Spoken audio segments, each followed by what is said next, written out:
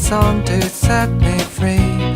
Nobody writes them like they used to, so it may as well be me. Here on my own now after hours, here on my own now on a bus. Think of it this way, you could eat. Hoy acá el grupo Conexión Eléctrica ha hecho contacto con la empresa Siemens para difundir una charla de mucho interés para los alumnos de conexión y sistemas de puesta en marcha de motores, ya sea a través de sus contactores y aparatos de maniobra. Por lo tanto, ha despertado gran interés en el alumnado y hay más de 100 inscritos. No solamente están sumando alumnos de la universidad, sino que se ha difundido también a alumnos de las escuelas secundarias, a empresas y trabajadores independientes del gremio de la electricidad. Así que estamos muy Bueno, lo que es Sirius, como les comenté anteriormente, es toda la línea para arrancar, proteger y maniobrar un motor asincrónico trifásico, estamos hablando, ¿no? Motor asincrónico trifásico de jaula de ardilla, que en un momento determinado le vamos a aplicar la plena carga, la plena tensión para hacer girar un motor y para mover algo, ¿no? Está pensado para eso. La línea Sirius tiene tanto los elementos para maniobra, para proteger el motor, para seccionarlo, sí o sí sería el guardamotor. ¿Por qué? Porque el guardamotor es lo único que a mí me va a garantizar separación galvánica, ¿sí? Que garantice separación galvánica quiere decir que en su posición de abierto los tres bornes están separados y que en su posición de cerrado los tres bornes están en contacto. Eso quiere decir que garantice separación galvánica. ¿Por qué eso es importante? Porque un aparato de maniobra como un contactor, un aparato de maniobra como un arranque suave no garantiza separación galvánica. Aguas arriba, sí o sí yo tengo que poner algo que me lo garantice, ¿sí? La protección del motor puede estar o no integrada en la parte de seccionamiento, en este caso sí está, y luego puede ser un opcional el relé sobrecarga. De acuerdo a la aplicación puede ser con 2 o 3 componentes. Y hay una parte de mando y señalización, ¿sí? Para comandar la parte de maniobra. La parte de señalización y maniobra la podemos tener directamente cableado a la bobina del contactor con los contactos auxiliares. Hoy las tendencias son cada vez integrarlo en los sistemas de automatización. Incluso hoy en día hay novedades con ese tipo de cosas. Ya tenemos aparatos de maniobra tan convencionales como son los contactores, como son los relés de sobrecarga, con opción de comunicación. Y podemos conectarlo directamente, si queremos, a un PLC y maniobrar y controlar y monitorear directamente desde el PLC por un par de hilos, ¿sí? Es una tendencia a modernización, una tendencia a que los aparatos son cada vez más compactos, con más prestaciones, mayor densidad de corriente, ¿sí? Se está tendiendo a eso. Tenemos muchas novedades con respecto a eso, pero esto es lo estándar, ¿sí? En las salidas a motor nosotros tenemos distintas posibles fallas. Pueden ser fallas de corriente, fallas de tensión, otras fallas, todas relacionadas a la salida a motor. Algunas por ahí relacionadas al pequeño pedacito de proceso, ¿sí? Las fallas de corriente, generalmente las más importantes pueden ser la de cortocircuito, porque un cortocircuito me puede prender fuego el tablero y eso puede ser un problema. Un cortocircuito puede hacer que los aparatos de maniobra exploten, por eso hay que tomar recaudos con ese tipo de cosas. Para ese tipo de cosas hay ensayos y hay certificados, hay que tratar de utilizar los aparatos adecuados para cada aplicación, ¿sí? Podemos tener fallas de cortocircuito, sobrecarga. ¿Cuál es la diferencia entre un cortocircuito y una sobrecarga? Y depende cuántas veces comparado a la corriente nominal. Si nosotros estamos hablando de 100 amperes y hacemos una pregunta si es una corriente de cortocircuito 100 amperes, ¿ustedes qué me responden? Depende de la corriente nominal. Si hablamos de un motor chiquito, un motor de 2 amperes, 100 amperes es una corriente de cortocircuito. Si estamos hablando de un motor de 50 amperes, es una corriente de sobrecarga. Hasta 10 veces, más o menos, estamos hablando de una corriente de sobrecarga. Arriba de 20 veces estamos hablando de un cortocircuito. El cortocircuito va a depender de, más que nada, de la capacidad que tenga. El trafo, la distancia, los cables, ¿sí? Depende de eso, va a depender. Pero también hay otras fallas y yo voy a tener que tomar medidas de acuerdo a la instalación, de acuerdo a cuánto me perjudique a mí que salga de servicio esa salida a motor en particular. No es lo mismo si yo tengo una línea con 50 salidas a motor todas iguales, que seguramente voy a tener en el pañol, o voy a poder conseguir rápidamente la reposición de lo mismo en caso de algún inconveniente, que por ahí tengo una salida a motor dedicada, una salida a motor grande. Ahí seguramente voy a tomar otras medidas. ¿Sí? ¿Por qué? Porque que salga de servicio puede ser muy perjudicial, y a veces que salga de servicio no es rearrancar el proceso, puede ser tiempo, puede ser dinero. Un horno se enfría, un frigorífico que puede perder toda la producción de una temporada por algún problema de estos. Entonces hay que tomar medidas, y de acuerdo al entorno donde yo voy a instalar cada uno de estos aparatos, yo tengo que tomar distintas medidas. Podemos tener fallas de tensión, hoy se hablará mucho, no sé acá en la zona en particular, pero es muy conocido el tema de las descargas atmosféricas, que pueden quemar los aparatos de maniobra, y ahí tengo que tomar otro tipo de medidas. Ahí ya el guardamotor o los fusibles ya no suman, sino que ahí lo que tengo que hacer es poner algún tipo de descargador, o hay aparatos dedicados. A medida que más protecciones yo ponga, la instalación va a ser más costosa, pero siempre es una decisión técnica y financiera. Eso es muy importante.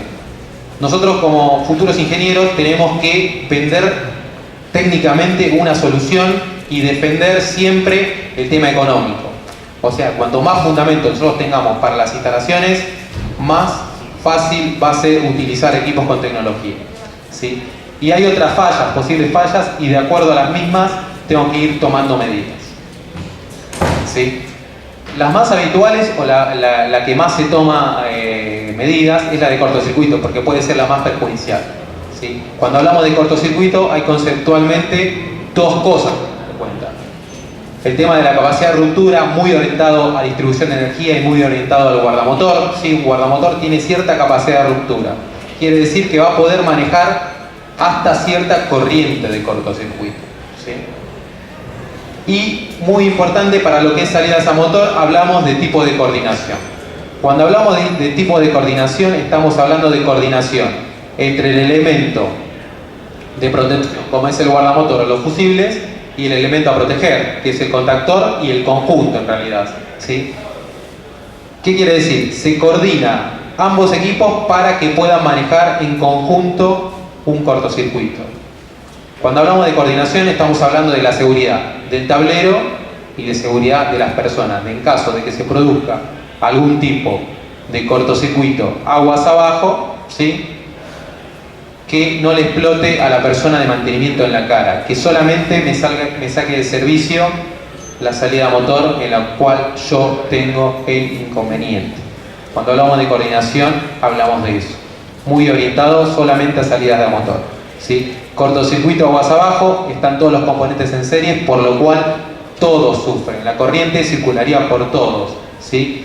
El guardamotor en particular es limitador de corriente, por lo cual cuando la corriente tiene un pico o empieza a tener un crecimiento muy elevado en muy poco tiempo, ya actúa, no deja pasar toda esa energía. ¿Sí? Directamente está pensado en limitar la corriente para que no pase. ¿Sí? La norma IEC 60947-4-1 define solamente dos tipos de coordinación. ¿Qué es lo que pasa con el conjunto ante un cortocircuito? ¿Sí? Define coordinación tipo 1 y coordinación tipo 2. Cuando hablamos de coordinación tipo 1, que es la que se utiliza habitualmente, hablamos de que en caso de un cortocircuito, en el peor de los casos, a lo sumo el contactor se me queda soldado. Se me puede descalibrar el térmico. ¿Sí? Lo más probable es que en el peor de los casos tenga que reemplazar alguno de los componentes. ¿Sí? Pero es la que se utiliza más habitualmente. Coordinación tipo 2 es de alta disponibilidad. ¿Qué quiere decir? Que ante un cortocircuito, en el peor de los casos, yo tengo que despegar fácilmente los contactos orientados a aparatos de maniobra convencionales. ¿Sí? Y yo voy y repongo la llave del guardamotor y eso sigue andando. ¿Sí? Alta disponibilidad. Generalmente, coordinación tipo 2 es más cara que coordinación tipo 1. ¿Cómo logramos coordinación tipo 2 en aparatos de maniobra convencionales? Sobredimensionando el contactor. ¿Qué pasa cuando metemos aparatos de maniobra con electrónica de potencia, como puede ser un arranque suave? ¿Cómo logramos coordinación tipo 2? No podemos sobredimensionar. Entonces, en ese caso, lo que hacemos es poniendo dispositivos de protección más rápidos. ¿Qué es más rápido con un guardamotor? Un fusible, ¿sí? Hoy en día el fusible no es viejo, que mucha gente lo dice, todo lo contrario. A nivel tecnológico, hoy los fusibles siguen vigentes y para protección de semiconductores es lo mejor, ¿sí? Es lo único que puede proteger los tiristores en un arranque suave, por ejemplo, ¿sí? Por eso es muy importante. Pero el tema de los fusibles, que son los ultra rápidos, el tema es el costo, que son costosos, ¿sí? Entonces siempre volvemos a lo mismo que comenté anteriormente. Es una decisión técnica y es una decisión financiera. Hay que ver si se justifica poner coordinación tipo 2 en esa salida motor en particular. ¿Qué pasa si yo tengo una línea y tengo 50 motores iguales? Y lo más probable es que ponga coordinación tipo 1. Tengo un motor grande, un arranque suave de 400 kilos, tablas de selección que se utilizan para eso. Parte de esas tablas salen de ensayos. Cuando hablamos de coordinación, muy importante es que se ensayan, están certificadas, ¿sí? Se hacen ensayos en laboratorios prestigiosos para cada una de las salidas a motor. Cada uno de esos certificados ustedes lo pueden descargar de internet si ustedes quieren. Ustedes necesitan una salida a motor para un motor de 10 amperes, ¿sí? Y dicen qué combinación utilizo. Van a utilizar parte de las herramientas que vamos a ver un poquito más adelante, pero esas herramientas salen de los catálogos salen de los ensayos, ¿sí? Se ensaya, cada una de las salidas que ustedes tienen, las herramientas que vamos a ver más adelante, están certificadas, están ensayadas, los ensayos son destructivos. Se trata de hacer circular 50, 80, 100, 130 kA en la combinación y a ver cómo se comporta, que pueda manejarlo, ¿sí? Esa es la idea. Y tenemos manuales de selección donde para distintos tipos de combinaciones, con guardamotor contactor, guardamotor relé electrónico, guardamotor contactor, relé térmico, ¿sí? Todas las combinaciones posibles están todas entalladas, están todas certificadas. ¿Por qué lo remarco? Porque eso es muy costoso, ¿sí? Y no todos los fabricantes hacen los ensayos y te ofrecen la posibilidad de una documentación de ese tipo de cosas, ¿sí? Por eso tratamos de hacer hincapié. Por ejemplo, estamos hablando de que vamos a maniobrar, controlar y proteger un motor asincrónico trifásico de jaula de ardilla, ¿sí? Un motor es una máquina que transforma potencia eléctrica en potencia mecánica. Cuando hablamos de un motor de 15 caballos, estamos hablando de un motor de 15 caballos en el cabo de eje, ¿sí? La potencia eléctrica que va a consumir siempre va a depender del rendimiento de la máquina, de cuánta ingeniería le metió el que diseñó ese motor en particular, de si el motor es un motor de hace 1 año, 2 años o de hace 25 años. Los motores tienen muy alta vida útil. Es muy común ver hoy en fábricas motores de 30, 40 años. Es muy usual, no es algo descabellado. Pero ¿qué es lo que cambia? Cambia el rendimiento. Hoy en día hay muchas tendencias a modernización. Escucharán usualmente el tema de eficiencia energética. ¿Qué es eficiencia energética? Y eficiencia energética es tratar de que este motor desperdicie la menor cantidad de energía posible, de que la cantidad de energía eléctrica que yo le ingreso sea lo más cercana a la mecánica, ¿sí? Entonces hay que invertir en motores y las normas a nivel internacional están cada vez más estrictas. Nosotros siempre venimos un poquito atrasados, incluso el tema de las lamparitas, muy común acá en Argentina, ya hay muchos lugares que todavía hay lamparitas. Un tema de eficiencia energética, incluso en este país que tenemos problemas de energía, se hizo un gran trabajo, pero hay muchos lados donde hay lamparitas. El tema de los motores es lo mismo, ¿sí? Se toma conciencia, en aplicaciones nuevas se utilizan motores con eficiencia aumentada, motores de alta eficiencia, pero conceptualmente es tratar de gastar solamente lo que necesito, ¿sí? Los motores son de Siemens por default, son de eficiencia aumentada. ¿Qué quiere decir? Que yo le puedo sacar incluso un 10% más de la potencia que dice en chapa, ¿sí? Y cuando hablamos de que tiene esa potencia es en el cabo de eje y que el motor está diseñado para girar, ¿sí? No está diseñado para soportar una fuerza de torsión. En ese caso, cuando tiene una correa y es una correa importante, generalmente hay que hacerle a veces alguna modificación al motor, ¿sí? Eso es muy importante. Los motores se diseñan para uso permanente. Los motores se diseñan para que alcance la velocidad nominal. El motor tiene que alcanzar la velocidad nominal, ¿sí? Si no alcanza la velocidad nominal, tiene que actuar las protecciones. De ahí se define la clase eso es más de la aplicación, ¿sí? Todos los motores son clase 10. ¿Qué quiere decir clase 10? Que el motor tiene que alcanzar la velocidad nominal dentro de los 10 segundos. Si no la alcanza, el motor está sobrecargado o sobreexigido, ¿sí? Generalmente hay aplicaciones donde la inercia de la máquina necesita más tiempo para alcanzar la velocidad nominal. ¿Qué es lo que se hace? No se diseñan motores especiales. Lo que se hace es sobredimensionar los motores. Se utiliza un motor más grande. El motor durante el arranque consume aproximadamente 7 veces la velocidad, la corriente nominal, ¿sí? ¿Qué quiere decir esto? Que si eso se extiende en el tiempo, esa corriente hace calentar los bobinados de más, lo que se vence es la aislación. No se diseñan motores con mayor clase porque la limitación es el aislante, lo que se quema es el aislante, ¿sí? Al día de hoy ha mejorado muchísimo los aislantes, eso hace también que podamos tener motores mucho más compactos. Si hoy agarran ustedes un motor actual y lo comparan con un motor de hace 15 años atrás, se darán cuenta que son mucho más chiquitos, ¿sí? Son mucho más chiquitos, incluso consumen más y los aislantes son mejores. El motor se diseña para que si una persona se cae y toca el motor, no se quede pegado, porque yo le podría sacar mayor rendimiento al motor haciéndolo trabajar más caliente, haciéndolo trabajar a 120, a 150 grados, ¿sí? Pero el motor se diseña para trabajar caliente, pero si una persona se cae, que no se quede pegado, ¿sí? Son todas las exigencias que están a la hora de fabricar un motor y son muy importantes, ¿sí? Ténganlo en cuenta.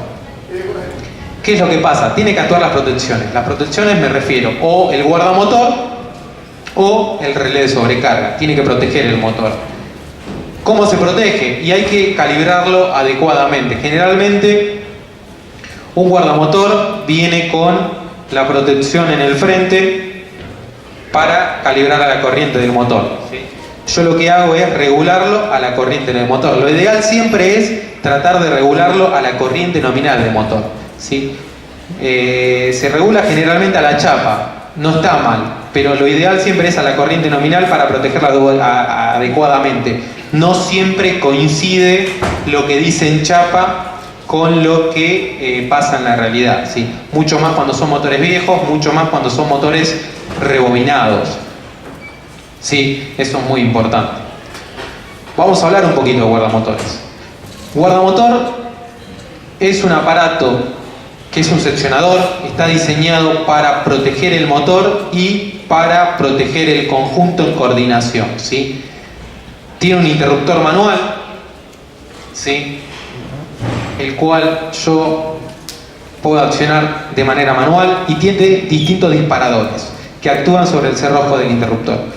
El propio manual, disparadores de sobrecarga, disparadores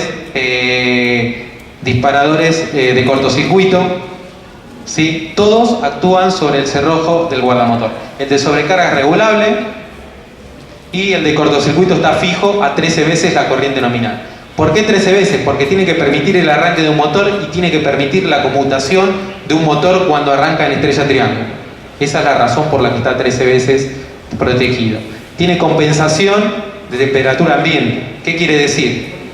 Que si lo instalo en corrientes o lo instalo en tierra del fuego, tiene que funcionar de la misma manera. No tiene que correrse la curva térmica comparado, por ejemplo, con una térmica, ¿sí? Mucha gente utiliza térmicas para proteger los motores o el conjunto. La térmica tiene compensación para temperatura ambiente porque una térmica se diseña para proteger cables, no se diseña para proteger motores. Hay distintas curvas de las térmicas que permiten el arranque de un motor, pero para proteger un motor hay que utilizar un dispositivo que siga la curva de calentamiento de un motor, ¿sí? Está pensado el guardamotor está pensado con un cierto grado de IP, incluso para que no tenga acceso a ninguna de las partes vivas con la mano, ¿sí? Fíjense, esa es la idea. Y esa es la razón por la que es más caro. Generalmente se utiliza mucho relé de sobrecarga y poco los guardamotores por un tema de precio, ¿sí? Esto es más caro que un relé de sobrecarga. Si nosotros hacemos una comparación de lo que nosotros vendemos, por cada 100 contactores que vendemos 70, 75 diría relé de sobrecarga y solamente 25 guardamotores, ¿sí? En esa relación está más o menos. Hay mayor tendencia a esto por un tema de practicidad. Si utilizamos relé, hay que utilizar fusibles. El fusible, si se quema, es más engorroso cambiarlo. Esto, cuando actúa, lo único que hay que hacer, depende si es coordinación 1 o 2 y depende del nivel de cortocircuito, es solamente reponer, ¿sí? Eso es muy importante, ¿sí? Además, tiene que permitir el bloqueo en la posición de 0. Eso es clásico de seccionador. ¿Por qué? Porque si yo le voy a hacer mantenimiento a la máquina, ¿sí? Por ejemplo, a un motor, yo voy, bajo la palanquita, tengo que poder bloquearlo. ¿Por qué? Porque por ahí pasa una persona delante del tablero, ve que disparó el guardamotor, va y lo repone, ¿sí? Eso no tiene que pasar. Entonces tienen la opción de poder colocar un candado para bloquear en la posición de 0 el guardamotor, ¿sí? Eso es muy importante. Y tiene distintos tipos de accesorios también disponibles. Accesorios para utilizar, por ejemplo, de alarma, ¿sí? Para poder ver si el disparo fue por cortocircuito o si el disparo fue por sobrecarga, ¿sí? Contactos frontales para ver el estado, la posición del guardamotor, ¿sí? Distintos accesorios, todo solamente para un guardamotor. Y eso es muy importante. Cuando hablamos de un guardamotor que sigue la curva de calentamiento de un motor, ustedes me dirán, ¿qué es la curva de calentamiento de un motor? Eso es la curva de calentamiento de un motor, donde nosotros tenemos por un lado la corriente, por el otro lado el tiempo, ¿sí? Esto simula un arranque clase 10, donde durante un tiempo tenemos aproximadamente 7 veces la corriente nominal y luego llegando a la velocidad de régimen permanente del motor, alcanza la corriente nominal, ¿sí?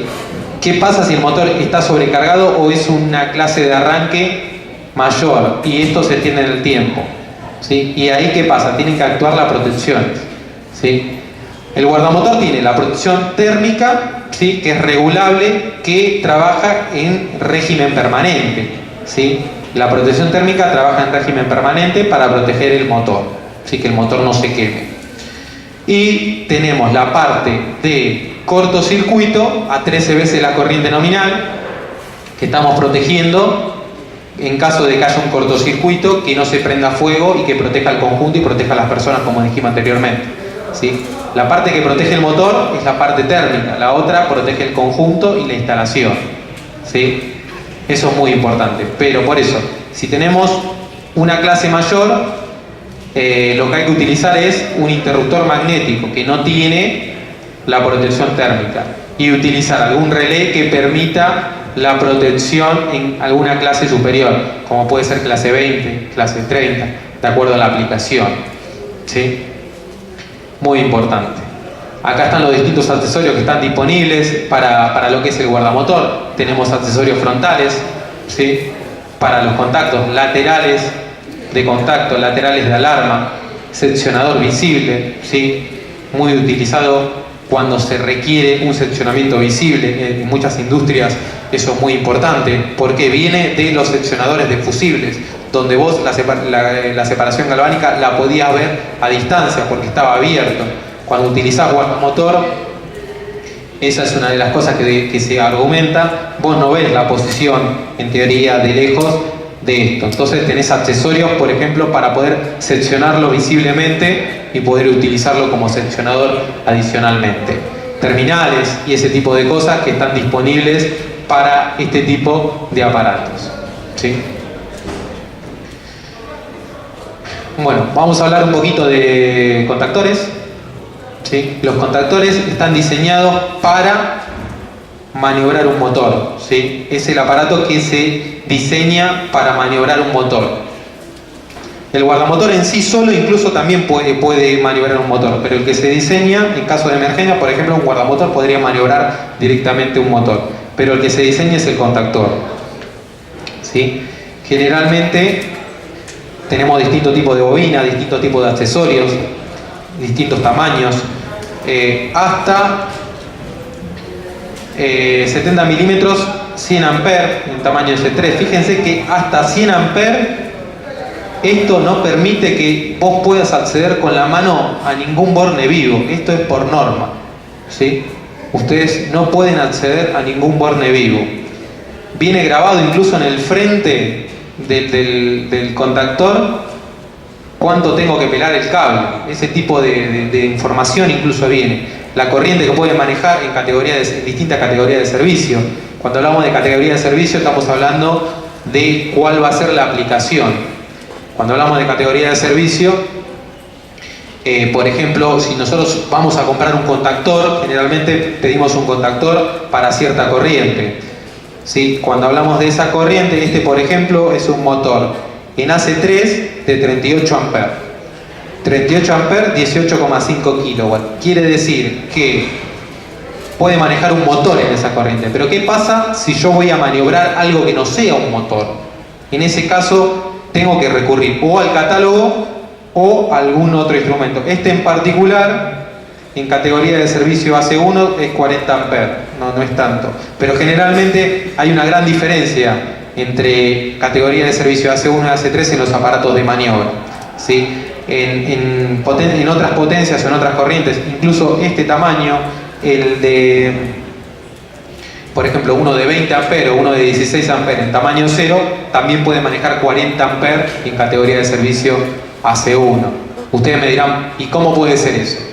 Y lo peor para el contactor es durante el arranque. Durante el arranque tenemos 7 veces la corriente nominal, como dijimos anteriormente, durante 10 segundos, ¿sí? Pero cuando tenemos una carga resistiva eso no existe. Entonces no tenemos ese desgaste en los aparatos de maniobra. Entonces podemos utilizar el mismo contactor para distintas aplicaciones. Siempre hay que saber qué vamos a maniobrar, ¿sí? Podemos maniobrar capacitores, podemos maniobrar transformadores. Todas esas son distintas categorías de servicio, ¿sí? Lo que es AC3 es conocido como motor jaula de ardilla. AC1, carga no inductiva o ligeramente inductiva. Pero hay muchas categorías de servicio. AC3 y AC1 generalmente viene grabado en el contactor o en la caja del contactor.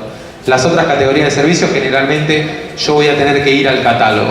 Lo más probable es que este contactor de 40 amperes en categoría C1, si yo tengo que manejar, por ejemplo, un banco de capacitores, pueda manejar solamente 3 amperes, ¿sí? O sea que siempre hay que ver qué es lo que voy a manejar para ver cuál es el dispositivo también más adecuado. Eso es muy importante, ¿sí? Y hay distintos tipos de accesorios. Cada vez hay más accesorios para armar este tipo de cosas, ¿sí? Accesorios como módulo unión, accesorios hoy en día módulos de función para los contactores, enclavamientos mecánicos, contactos frontales, contactos laterales. Todo eso está disponible, ¿sí? Yo tengo cada vez más accesorios incluso para hacer los puentes de los arranques estrella triángulo, para hacer los puentes de los inversores, ¿sí? Está resuelto. Ustedes lo único le van a ahorrar muchísimo tiempo a la hora del armado y a la hora de la puesta en marcha. Hoy en día con los valores de mano de obra, ¿no? que están tan caros, tener accesorios para ese tipo de cosas y reducir tanto el tiempo de la puesta en marcha también es dinero, ¿sí? Y conocerlo por ese caso es importante, ¿sí? Ténganlo en cuenta. Los contactores permiten tanto la alimentación por la parte superior como inferior y permite, por ejemplo, el cambio de la bobina incluso a partir del tamaño 0. Tienen hasta repuestos de la bobina, repuestos a partir del tamaño 6, también puede cambiar los contactos, ¿sí? Hay distintos tipos de accesorios y lo pueden cambiarlo. A medida que aumenta la potencia tenemos más cantidad de repuestos, ¿sí? Incluso protecciones. Hay contactores que necesitamos ponerle un varistor para proteger la bobina, que es lo que habitualmente se quema en el contactor, es la bobina, ¿sí? Y accesorios de módulo unión. Acá yo tengo un guardamotor. Esta es la nueva familia de Sirius, es la familia de Sirius Innovation en conexión a resorte. Fíjense, conexión a resorte con distintos accesorios para armar salidas a motor en cuestión de minutos. Eso se los voy a mostrar, soltando el micrófono.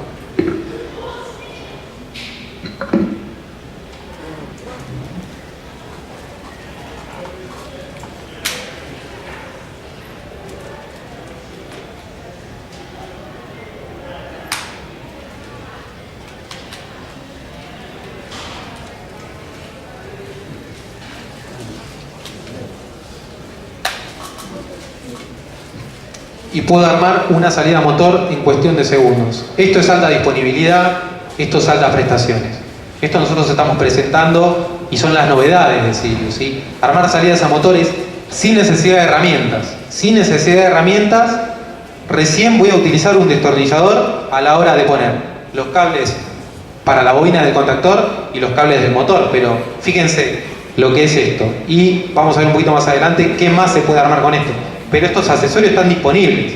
Y esto también es tiempo. Y esto también es dinero, ¿sí? Si nosotros hacemos una evaluación de cuánto dinero puedo perder, cuánto tiempo voy a ganar armando salidas a motor de esta manera, fíjense o piénsenlo por el lado de armar una, pero piénsenlo poniendo 50 de estas, ¿sí? Y después tener que llevar un tablero a 300 kilómetros y tener que reajustar todos los bordes. La conexión a resorte no necesita ajustar los bordes, ¿sí? Esto es tecnología y Siemens se está apostando mucho a esto, ¿sí? Estas novedades solamente las tenemos nosotros disponibles, por eso también las estamos mostrando, ¿sí? No es que la modernización es automatización, no es que la modernización es comunicación, gran cantidad de datos, equipos más compactos, no. La modernización también es hacer algo más práctico, ¿sí? Ahorrar el tiempo de mantenimiento, ahorrar el tiempo de puesta en marcha, tener información, tener diagnóstico, eso también es modernización. Y entonces hay que tratar de darle las herramientas a los usuarios para que eso sea mucho más práctico, ¿sí? Incluso en tamaños 6 a tamaño 12 se puede reemplazar la bobina sin siquiera sacar los contactos principales del contactor, ¿sí? Eso también es tendencia a modernización, ¿sí? Y en el caso de Sirius, todo lo que son accesorios son comunes para todos los tamaños. Fíjense que un contacto auxiliar frontal para un tamaño 0 es el mismo que para un contacto auxiliar tamaño 12. Lo mismo pasa para los contactos auxiliares laterales. Son los mismos. La familia es la misma, los accesorios son los mismos, ¿sí? Eso es muy importante a la hora de mantenimiento. También tenemos disponible dispositivos en vacío. ¿Dónde se utiliza esto? En aplicaciones donde necesitamos clase de arranque importante, ¿no? Donde clase 10, clase 20, tiempo de arranque muy grande, mover molinos, mover secadoras, equipos que tienen una alta inercia, ¿sí? Entonces ahí lo que tenemos es una cápsula de vacío, el contacto está metido ahí adentro y eso no genera chispa. Incluso es mucho más seguro para ambientes con mucha polución y ese tipo de cosas, ¿sí? Eso también es tecnología. Tenemos un equipo para cada aplicación, eso es muy importante, ¿sí? No es que hay que utilizar el equipo que conozco, hay que tratar de conocer siempre la paleta y las distintas opciones y de acuerdo al requerimiento utilizar el más adecuado, un contactor de vacío, un arranque suave, un variador de velocidad. Hay distintas opciones disponibles y tenemos que ver cuál es la más adecuada y cuándo utilizar la más adecuada es conociendo más las prestaciones, las novedades, la tecnología, ¿sí? Bueno, vamos a hablar un poquito de relé sobrecarga. El relé sobrecarga, a diferencia del guardamotor, solamente tiene la curva térmica, ¿sí? La curva térmica solamente protege el motor. ¿Qué quiere decir? Que yo aguas arriba, sí o sí voy a necesitar algo que pueda manejar la corriente de cortocircuito, ¿sí? El relé sobrecarga, yo le regulo al igual del guardamotor la corriente, ¿sí? Para proteger. Tanto el relé sobrecarga como el guardamotor, yo regulo la corriente. Entonces yo estoy haciendo una protección del motor con una medición indirecta. ¿Cómo podría ser una medición directa? Y midiendo la temperatura real del motor. En ese caso, en motores chiquitos no se utiliza habitualmente, pero en motores más grandes lo que se utiliza son los PTC, ¿sí? El motor viene con algún PTC, se puede cablear a los relés de sobrecarga ya de medianas prestaciones y podemos manejarlo, ¿sí? De esa manera, ¿sí? El relé de sobrecarga no se autoprotege. Esa es una de las principales diferencias con un guardamotor, ¿sí? En caso de no cablearlo correctamente o no tener una protección aguas arriba adecuada, lo puedo llegar a quemar. En caso de que los contactos 95-96 no estén cableados en serie con la bobina del contactor y no lo saque de servicio, no estoy protegiendo nada, ¿sí? ¿Cuál es la principal diferencia entre un relé de sobrecarga y un guardamotor? Es que el relé avisa, ¿sí? Es un contacto que avisa, que lo puedo utilizar para señalizar, por ejemplo, o para sacar de servicio, y si lo puedo poner en reposición automática para que apenas se enfríe el motor que rearranque, ¿sí? En el caso de un guardamotor, sí o sí, si se produce un disparo, tengo que ir al frente del tablero y reponerlo, ¿sí?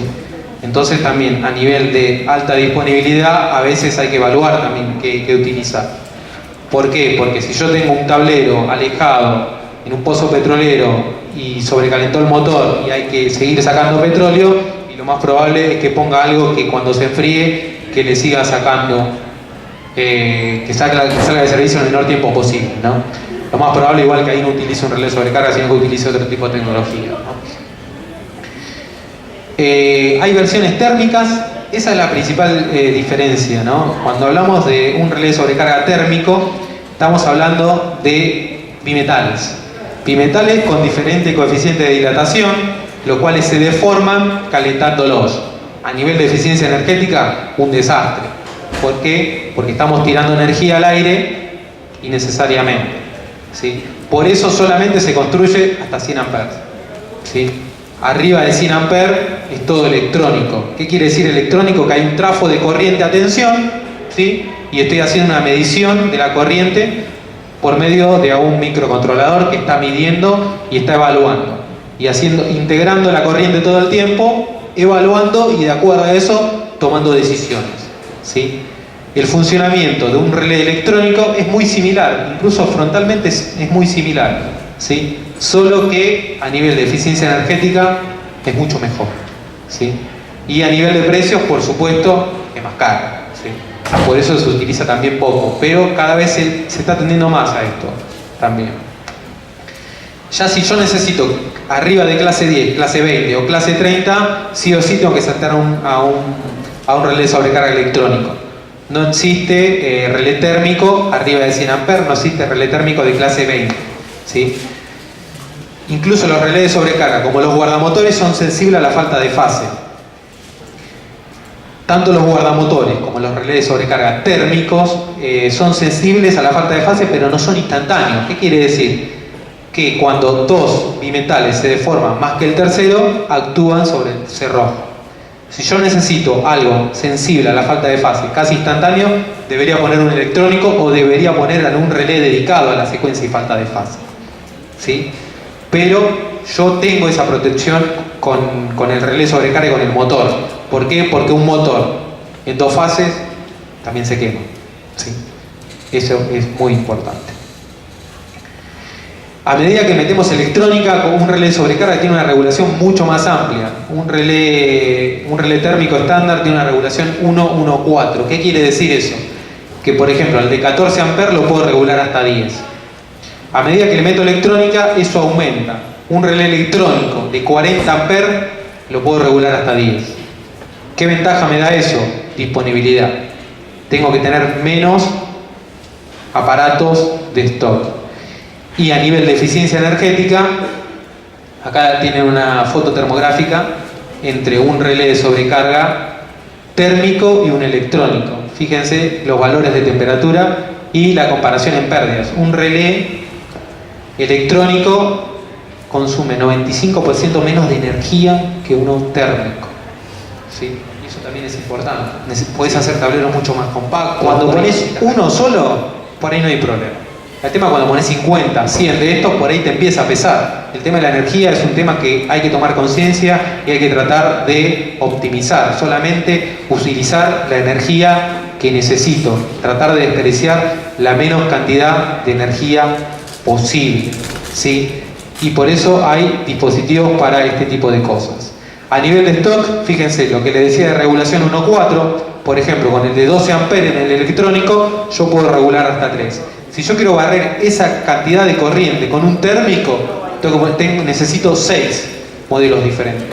Esto a la hora de reposición de stock en el pañol también es dinero. Por eso es muy importante conocer estas ventajas y estas diferencias entre uno y otros dispositivos. ¿Sí? ¿Alguna duda, consulta, comentario? Que no hay menores. ¿No hay menores? Menores a 2,8 amperes. Sí, sí, acá está en el ejemplo nomás. En el ejemplo para mostrar la comparación entre 3 y 12 y cómo barre. No, hay de 0 a 1 ampere, si querés. Hay de todo. Vamos a hablar un poquito del sistema de alimentación. Este sistema de alimentación ustedes lo tienen en la versión convencional, en la regla y en el folleto que le estamos entregando, ¿sí? No sé si lo tienen todos, pero lo debería tener la mayoría, ¿no? Esto solamente es para mostrárselos, ¿sí? Es muy similar a esta es la nueva generación de la nueva línea de Sirius, pero está disponible también. Este sistema de alimentación está pensado para salidas a motor ordenadas, ¿no? En un tablero.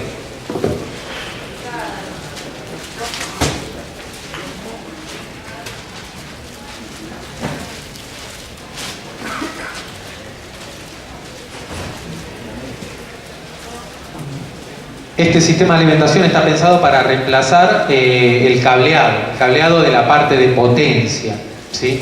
El cableado de la parte de potencia que me va a dar gran disponibilidad. Entonces puedo hacer tableros mucho más compactos y mucho más ordenados, ¿sí? Está pensado para solamente tamaño 0 y doble 0 por ahora.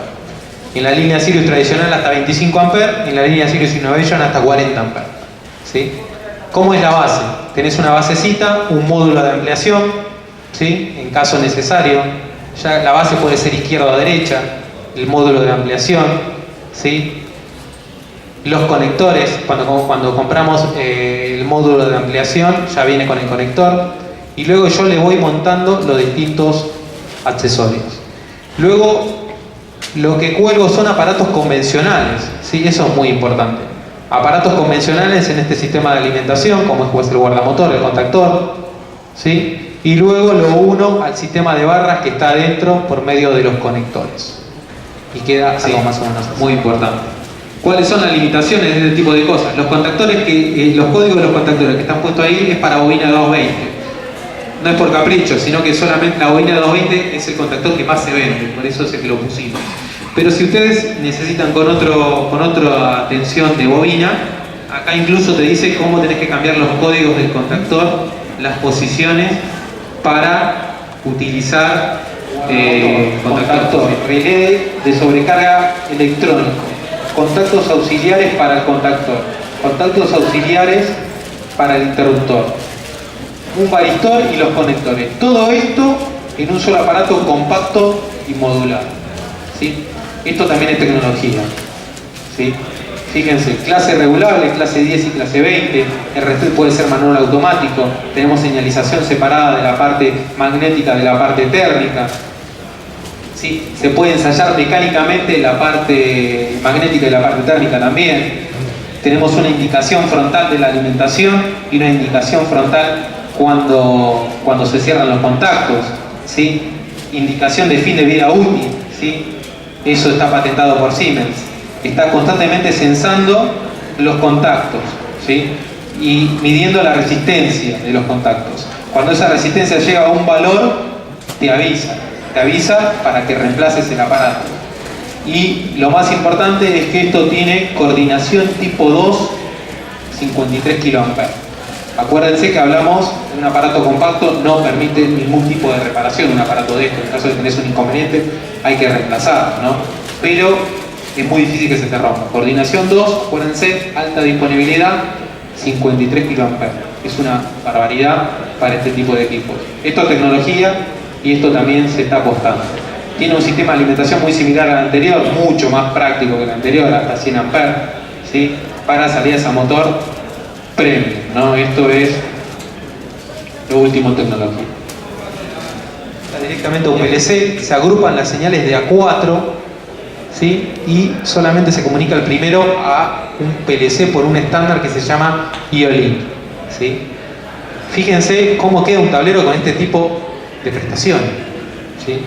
Es otra cosa, esto es tecnología. A la hora de mantenimiento incluso van a perder muchísimo menos tiempo, porque en caso de tener un inconveniente y tener que reemplazar, no tienen que ni descablear nada, porque ya está todo cableado, solamente sacan el aparato y lo reemplazan, ¿sí? Esto es altas prestaciones en salidas a motor, es lo último en tecnología. La idea es que sepan que existe, nadie pretende una locura, incluso cuando hacemos presentaciones en nuestros clientes, nosotros les mostramos este tipo de cosas, sin pretender de que lo compre, pretendiendo que sepa de que este tipo de cosas existen y que hay un equipo para cada aplicación, ¿sí? Bueno, vamos a cerrar esta parte hablando un poquito de arranque suave, ¿sí? Arranque suave es un aparato que se utiliza para arrancar motores también, pero que tiene cierta electrónica de potencia, ¿sí? ¿Qué se utiliza? ¿Qué es lo que tiene? Tiene tiristores. Tiene tiristores en antiparalelo, pueden ser con 2 fases controladas, como es a la derecha, o con 3 fases controladas para arrancar un motor. ¿Qué es lo que se busca con un arranque suave? Se busca evitar esas 7 veces la corriente nominal, ¿sí?, que lo tenga que soportar la línea. Así como tenemos 7 veces la corriente nominal, tenemos un golpe de par durante el arranque que se lo tiene que bancar la instalación, ¿sí?, la parte mecánica de la máquina. Buscar suavizar el golpe de corriente, buscar suavizar el golpe de par. Eso es lo que se busca con un arranque suave. Y luego del arranque se puentean los tiristores y esto se comporta como un aparato convencional, ¿sí? Hay más y menos prestaciones de acuerdo al tipo de arranque suave. Tenemos arranques suaves de muy bajas prestaciones, prestaciones intermedias, y arranques suaves de altas prestaciones donde ya tenemos comunicación, tenemos paneles gráficos. Después el que quiere se puede acercar acá, hay un 3RW44 que es un arranque suave de altas prestaciones, ¿sí?, y puede ver la diferencia de lo que estamos hablando, ¿sí? ¿Cuál es el principio? El principio es recortar la señal senoidal que ingresa al aparato, ¿sí? Esta es la señal senoidal, lo que hace, se la va recortando con un ángulo de conducción, ¿sí? Deja pasar un pedacito de la señal y ese pedacito se va incrementando en función del tiempo, ¿sí?, y va limitando la corriente, y va limitando la cupla, ¿sí? Luego lo van agrandando hasta que deja pasar toda la senoidal y ahí puentea los tiristores. ¿Qué es lo que logramos con eso? Bajar la tensión, bajamos la tensión media, ¿sí? Bajamos la tensión media, por lo cual baja la corriente y baja la cupla, ¿sí? Ese es el principio de funcionamiento de un arranque suave, ¿sí? La corriente depende directamente de la tensión, pero la cupla depende directamente del cuadrado de la tensión. ¿Qué quiere decir? Que tampoco podemos utilizar arranque suave en todas las aplicaciones. Si nosotros tenemos arranques que necesitan mucha inercia durante el arranque, sí, lo más probable es que no lo utilice, como puede ser un molino, ¿sí?, o como puede ser un ascensor. Ese tipo de aplicaciones son aplicaciones para variador de velocidad. Por más que sea un dispositivo más económico que un variador de velocidad, tenemos un equipo para cada aplicación, ¿sí? Hay aplicaciones donde aplica perfectamente un arranque suave, generalmente son donde aplicaba perfectamente un arranque estrella triángulo. El principal competidor de un arranque suave no es ni la competencia, no es ni el variador de velocidad, es el estrella triángulo, ¿sí?, que hoy sigue utilizándose en gran cantidad, ¿sí?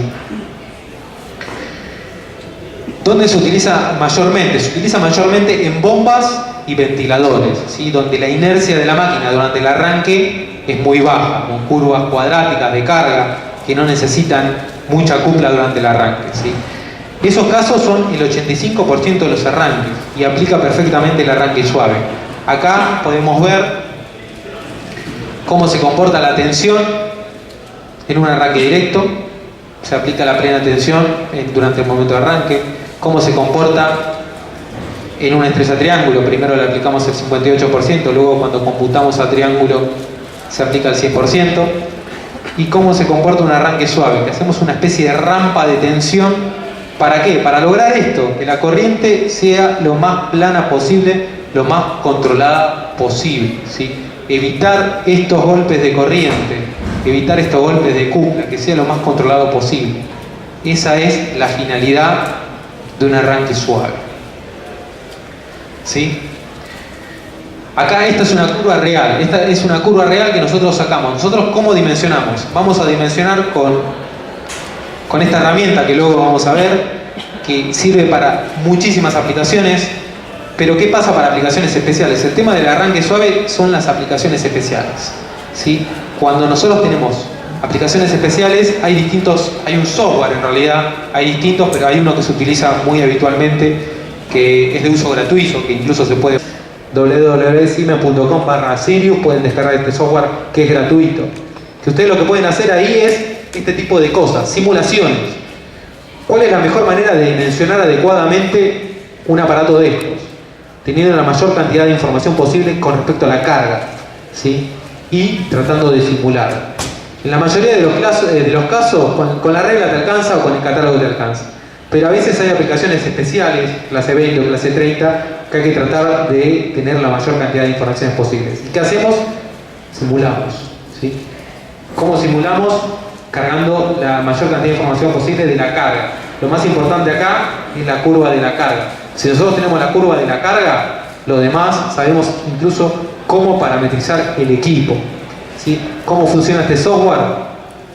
Te hace primero una simulación del arranque directo. Acá tienen la parte punteada, la corriente. Fíjense, estamos hablando de un motor de 100 amperes. Durante el arranque, 612 amperes que va bajando y recién cuando alcanza la velocidad nominal baja. ¿Sí? Tiene que alcanzar la velocidad nominal si no se quema, pero recién acá baja. Acá tienen cómo se comporta el par, ¿sí? Y esta sería la carga, ¿no? El par resistente. ¿Qué pasa cuando pongo un arranque suave? Acá incluso está seteado con condiciones normales, ¿no? Fíjense que casi se aplana la corriente, se aplana, ¿sí? Con un máximo de 320 amperes, sigue siendo mucho. Hilando fino, parametrizando el equipo, lo más probable es que yo pueda bajar mucho más esa corriente. Hasta 1,3 veces si quiero la corriente nominal. Va a depender de la aplicación. Cuando más limito la corriente, más se va a demorar en arrancar el equipo. Por eso tengo que tomar distintos tipos de recaudos. Pero lo único que yo tengo que tener es que la curva del par sea mayor al par resistente para ir rompiendo la inercia de la máquina y evitar los golpes, ¿sí? Acá es un ejemplo muy común con una bomba, ¿no? Fíjense. Pero este tipo de simulaciones la pueden realizar cualquiera de ustedes sin ningún problema con este software. Y acá es donde verdaderamente se ve la diferencia entre un arranque directo y un arranque, por ejemplo, suave para una aplicación en particular, ¿sí? ¿Cuál es una desventaja, ¿no? Una desventaja a la hora de producción. Una desventaja es el tiempo. Un arranque suave necesita más tiempo para arrancar la máquina, ¿sí? A veces eso puede ser un problema. Por ejemplo, esa misma aplicación, ¿sí? Si hacemos una comparación, ese arranque directo arrancaba en 3 segundos. Pero pegaba este golpe de corriente y pegaba este golpe de par, ¿sí? Ese mismo arranque con arranque suave son 13 segundos, ¿sí? Hay que ver si eso me perjudica o cómo me perjudica en la aplicación en particular. Lo más probable es que no me perjudique, pero es bueno saber, ¿sí? Nosotros tenemos 3 familias de arranques suaves. Tenemos con prestaciones básicas que solamente tiene arranque suave, ¿sí? Con prestaciones intermedias que tiene arranque, parada suave y de corriente, y después tenemos el de altas prestaciones, que es el que trajimos acá para mostrar, que ya tenemos funciones bastante interesantes, como parada de bomba, ¿sí? Como parada de bomba, como impulso de ruptura para cargas que tienen mucha inercia, ahí es donde se aplica perfectamente, ¿sí? Y una limitación es las prestaciones, otra limitación es el tema de la corriente. Llega un momento que, por ejemplo, el de prestaciones intermedias llega hasta cierta potencia y el de altas prestaciones llega a una potencia mayor. Siempre hay que ver, de acuerdo a la aplicación y de acuerdo a los requerimientos de la máquina, cuál es el aparato más adecuado, ¿sí? No hay que tratar de no poner por precio, sino tratar de poner por prestaciones. Pero luego hay que convencer al cliente de que utilice ese tipo de aparatos, ¿sí? El 30 es muy fácil de parametrizar, por eso es esta filmina en particular, ¿no? El 30 tenemos la entrada de potencia, la salida de potencia, ¿sí? Lo único que se alimenta es la parte de control, el A1 y el A2, y se puntea este con este para arrancar el equipo. Compárenlo con un arranque estrella triángulo, que es mucho más complejo, ¿sí? Es muy sencillo. Y la parametrización solamente la tensión inicial para romper la inercia de la máquina y luego la rampa, el tiempo de rampa. El tiempo de arranque real de la máquina va a depender de la inercia de la máquina. Esto sería lo ideal, ¿no? La rampa que yo quiero que haga, pero va a depender si está cargado o no está cargado, y el tiempo real siempre depende de la inercia de la máquina. Mucho más el de parada, ¿no? En el caso del 40 de prestaciones intermedias, aparte ya le metemos electrónica, ¿no? Le metemos la protección de sobrecarga, la tiene integrada el aparato, ¿sí? Y adicionalmente le tengo control sobre la parada, una rampa de parada. La principal diferencia con variadores de velocidad. Si yo necesito que la máquina arranque en 3 segundos, el motor arranque en 3 segundos y el motor pare en 3 o 4 segundos, sí o sí tengo que poner un variador de velocidad. Ahí está una de las principales diferencias entre un equipo y otro. Ténganlo en cuenta, ¿sí? Bueno, y este en particular también tiene algo que se llama limitación de corriente, ¿sí? Lo que les comenté que anteriormente, esos 300 amperes que yo lo puedo bajar a 200, lo puedo bajar en un motor de 100 amperes hasta 130 amperes si quiero. Se va a extender en el tiempo. Y ahí lo que pasa es que la corriente se aplana y en lugar de una rampa se transforma en una especie de parábola limitando la corriente, ¿sí? Y poniendo como prioridad que esto no suba. Entonces esto se alarga en el tiempo, ¿sí? Pero puedo optimizar, por ejemplo, una protección. Cuando tenemos mucho, y después el 44 ya es de altas prestaciones, ¿sí? Ya todos estos aparatos vienen con el contactor de bypass integrado, todos estos aparatos vienen pensados, están ensayados en coordinación 1, en coordinación 2, ¿sí? Este en particular viene con el display, con el panel para paralizar del frente, tiene algunas prestaciones bastante integradas, como parada de bomba, pensado para no romper la inercia, romper cañería, ¿sí? Ya viene con un software de configuración, ya tiene la parametrización de las entradas y salidas que es libre, ¿sí? Ya viene con altas prestaciones, ¿sí? Y permite tanto la conexión estándar como la conexión triángulo interno, ¿sí? Bueno, vamos a ver la herramienta del arranque suave, ¿sí? La herramienta que hoy estamos presentando es la segunda regla, ¿sí? Utilizamos bastante. Le va a servir casi para el 70% de las aplicaciones esta regla, ¿sí? Esta regla está pensada de la misma manera que la anterior, coordinación 1 y coordinación 2, ¿sí? Coordinación 1 en verde, coordinación 2 en naranja, ¿sí? Donde adentro tienen las principales diferencias y las prestaciones entre los aparatos y las curvas características por lo cual utilizar un arranque suave. Tienen, ¿sí? Dos códigos ahí disponibles. Tienen la parte superior 3RB10, que son los guardamotores, y a medida que giran la rueda, fíjense que en potencias más grandes tienen un 3BL.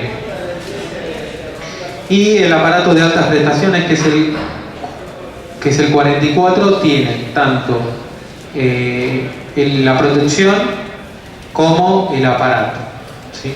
Para coordinación tipo 1, ¿sí? Lo mismo del otro lado, donde tienen coordinación tipo 2. Coordinación tipo 2 con arranque suave solo se logra con fusible Citor, ¿sí? Fusible, algo actual, algo que también por eso, no es algo que pasó de moda, ni mucho menos. De la misma manera, del otro lado, coordinación tipo 2 con la potencia del motor, voy dimensionando las distintas opciones de los distintos aparatos, ¿sí?